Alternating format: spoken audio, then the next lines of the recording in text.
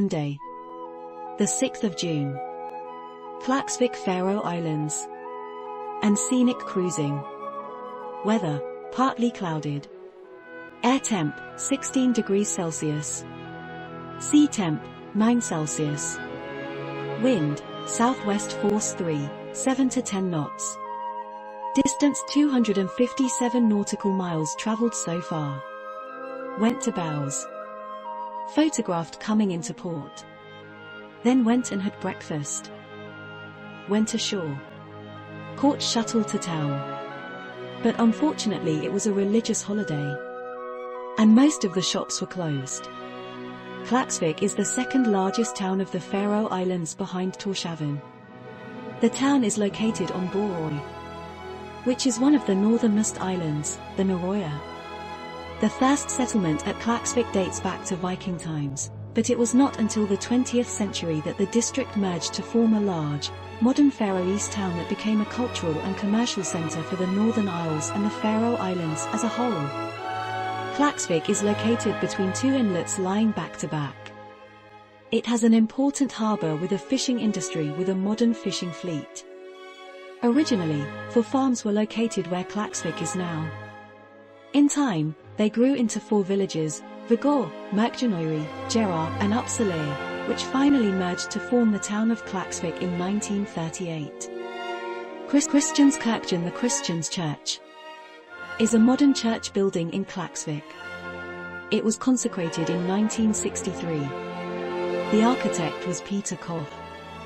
Aesthetically, it is one of the island's most notable modern buildings. At the time of construction, it awoke much interest in creating a culturally historic foundation for a new style of Faroese architecture in that, among other things, it used native building materials, such as basalt and lumber. The church is designed without any integral towers, is reminiscent of a Faroese wooden church, classical Viking buildings, or Faroese farms. The nave is built as a frame around the imposing altarpiece of the Great Banquet, which is 7 meters high. The painting had existed long before the church was built. Peter Koch is said to have made the painting his focal point in designing the church. It was created by the Danish church artist Joachim Skovgaard in 1901 as a great supper fresco for the cathedral church in the Danish city of Viborg. Due to the moisture of the walls of the cathedral church, there was the risk that the piece could be destroyed.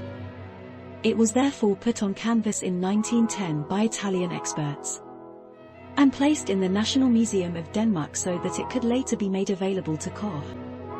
For T.G. Christians Church, the organ has 29 stops and was built in 1974 by Jensen and Thompson in Hillerød, Denmark. From the roof beams hangs a Färöboot, an 8-person áttamannafar, a boat specific only to the Faroe Islands. This was the last boat to be built for the rectory in Viræ.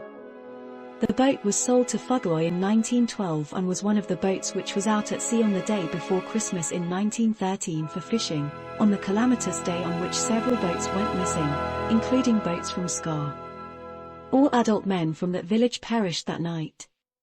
2 memorial plaques hang in the church. One bears witness that the church was built in commemoration of the Fär's fishermen and sailors who, sailing as civilians, lost their lives at the time of the British occupation of the Faroe Islands in World War II. The other plaque reports that the church was built in memory of the Danish king, Christian X, after whom the church is named, as Christians Church. We walked back to Borealis having some sandwiches on the way back.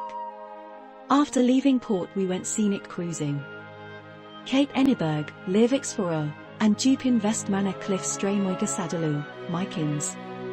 Gashelmer, Tinholmer and Drangamere, and Hestia and Koltur. At dinner we had the dining room crew come and sing happy birthday to Michael. And presented him with a cake. Then they sang congratulations and presented us both with another cake and free glass of wine.